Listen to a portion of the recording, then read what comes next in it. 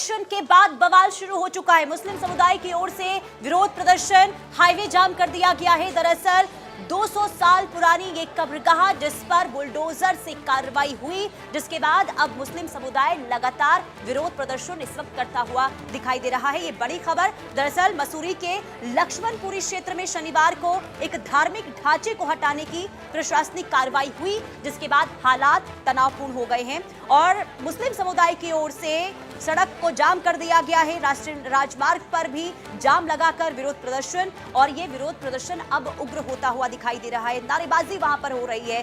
प्रशासनिक कार्रवाई को पक्षपातपूर्ण बताया गया है, जबकि प्रशासन ने यह स्पष्ट किया है कि जो ये संबंधित भूमि है ये नगर पालिका परिषद की है और सभी कानूनी प्रक्रियाओं का पालन करने के बाद ही अतिक्रमण हटाने की ये कार्रवाई हुई। लेकिन मुस्लिम समुदाय के लोगों का ये कहना है कि जिस स्थान पर कार्रवाई की गई वो कोई नई संरचना नहीं थी, बल्कि सालों से उनके धार्मिक और सामाजिक उपयोग में ये स्थल रहा। लेकिन उनका ये कहना कि जो ये पूरा कदम उठाया गया है इसके पीछे सिर्फ और सिर्फ राजनीतिकरण करने की कोशिश हो रही है। तो संबंध में जांच करने पर सभी विभागों के द्वारा पता चला कि इस वो भूमि जो है बेसिकली सार्वजनिक नगर पालिका परिषद मसूरी के, इस संबंध में वहाँ की जो कब्रिस्तान समिति है उनको नोटिस भी दिया गया था। फर्स्ट नोटिस लगभग 21 मई को दिया गया था, उसके बाद 3 नोटिस और दिए गए। उनके द्वारा जो है कोई भी वैध दस्तावेज नहीं प्रस्तुत किए गए जिससे ये साबित हो पाए कि वो ज़मीन जो है उस समिति की है तथा उस पर उस संरचना की कोई अनुमति ली गई हो।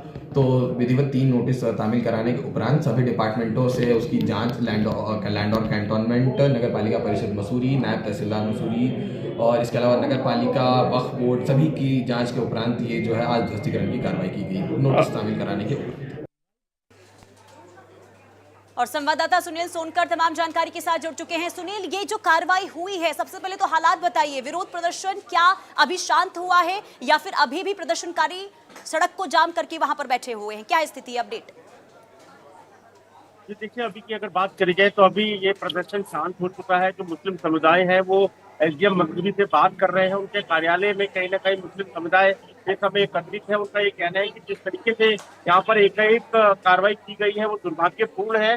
200 साल पुरानी ये मस्जिद थी जहाँ पर वो अपने जो लोग मर जाते थे उनकी अंतिम जो नमाज होती है वो अदा करते थे, और ऐसे में प्रशासन द्वारा बिना सोचे समझे इसको मस्जिद बताकर पूरी तरीके से ध्वस्त कर दिया गया है। इसको लेकर कहीं ना कहीं मुस्लिम समुदाय में भारी आक्रोश है। उनका ये मानना है कि इसको लेकर कहीं ना कहीं हिंदू मुसलमान को बांटने की कोशिश यहाँ पर सरकार कर रही है, जो किसी भी हाल में बर्दाश्त नहीं की जाएगी। जी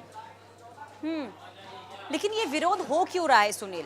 एक तरफ देखिए, जिस तरीके से हालात वहां पर खराब हुए हैं, प्रशासन लगातार ये कह रहा है कि अनियमितताएं यहां पर देखने को मिली थी और इसके बाद ये कार्रवाई हुई है। लेकिन मुस्लिम समुदाय के लोगों को आखिर क्या कहना है, क्या है उनकी मांग?